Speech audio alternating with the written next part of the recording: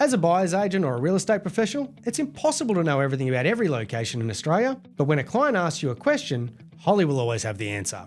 Hey Holly, my client has just asked me whether Perth is a good place to invest right now. What should I say? Perth's property market has experienced significant growth over the past few years. However, recent data indicates that the market is starting to slow after this boom period. Have you got a presentation or a webinar that you'd like to do, but you're struggling to find the time to prepare? Just ask Holly.